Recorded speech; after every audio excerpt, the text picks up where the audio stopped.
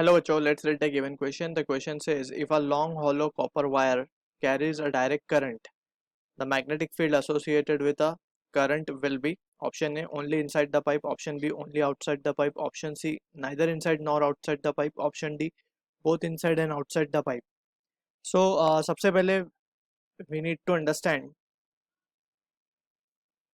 current carrying wire जो होता है, basically current carrying wire it produces a magnetic field and उसका magnitude दिया जाता है B equals to mu naught I by 2 pi r. We are talking about the long current carrying wire, ठीक है ना, long current carrying wire. और let's say इसका point P पे हमने magnetic field ढूंढना है which is at a distance r, so this will be the result of magnetic field. अब यहाँ से also we need to understand कि जो magnetic field होता है it due to current carrying wire उसका डायरेक्शन हम कैसे निकालते हैं, राइट हैंड थंब रूल से. Thumb in the direction of current, finger curl करने से जो डायरेक्शन में फिंगर जा रही है वो डायरेक्शन में we can have the direction of the magnetic field. So in this case the direction will be inward, finger will be curling inward. तो यहाँ पे जो मैग्नेटिक फील्ड है पॉइंट पी पे दैट इज इनवर्ड, ठीक है ना. सो ये बेसिक अंडरस्टैंडिंग के साथ we can try to answer the given question. अब यहाँ पे हमें बोला जा रहा है कि a long hollow copper pipe है. सो वायर लॉन्ग है बेसिकली, यहाँ पे ये चीज यहाँ पे मेंशन कर दी गई है. And this is the let's say copper wire जो कि हॉलो है, अंदर कुछ नहीं है, ठीक. अब मान लेते हैं ये इसकी एक्सिस है, ठीक है. अब यहाँ से अगर मैं मानूं कि suppose that since it is hollow so current तो यहाँ पे ही फ्लो हो रहा होगा, सिर्फ आई करंट, ठीक है. अब करंट जो आएगा that current will be due to this outer surface, ठीक है. मैग्नेटिक फील्ड सॉरी जो आएगी that will be due to this outer surface. अंदर तो कोई करंट फ्लो नहीं हो रहा, ठीक है. सो फ्रॉम दिस अगर मैं सपोज करता हूँ कि we are interested in calculating magnetic field at this point R, capital R, ठीक है. जो कि कुछ डिस्टेंस पी पॉइंट ले लेते हैं इसको, जो कि कुछ डिस्टेंस स्मॉल आर पे है, ठीक.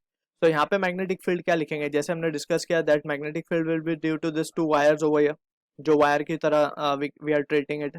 सो यहाँ पे हम क्या लिख सकते हैं, magnetic field at point B can be written, point P can be written as mu naught I by 2 pi R. Alright.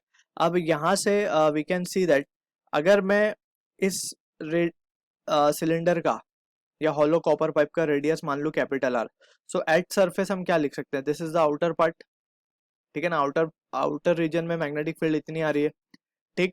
Due to this wire भी आएगी magnetic field inward, due to this wire भी magnetic field आएगी inward. तो यहाँ पे हमने क्या किया है, the whole of the cylinder को हमने एक वायर की तरह ट्रीट किया which is concentrated along the axis, और उस एक्सेस से डिस्टेंस पे the same result we will be getting that is mu naught I by 2 pi जो हमने डिस्कस किया है, ठीक है ना.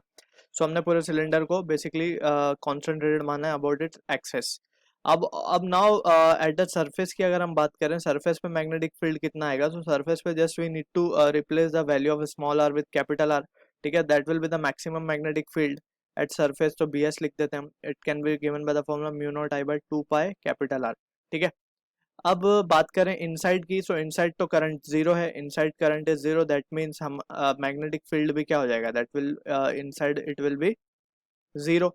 So from this conclusion we can say that we can conclude, अगर हम इसका बेसिकली अगर हम ग्राफ भी प्लॉट करते हैं इसका, magnetic that is magnetic field versus distance small r, ठीक है ना. तो कुछ डिस्टेंस तक जब तक वो अंदर होगा, जब तक magnetic field will be zero, फिर उसके बाद सरफेस पे it will be the maximum value B max या बी एस लिख देते हैं हम यहाँ पे, उसके बाद it will be the rectangular hyperbola, ठीक है. So this is how the curve is been drawn for this hollow pipe carrying current I. So from this discussion we can say जो मैग्नेटिक फील्ड होगी सिर्फ outside आएगी. So option B is the answer. So हम option A को only inside can be discarded, neither outside nor outside can also be discarded, this also option can be discarded. So B is the answer to the question. I hope you understood the solution. All the best.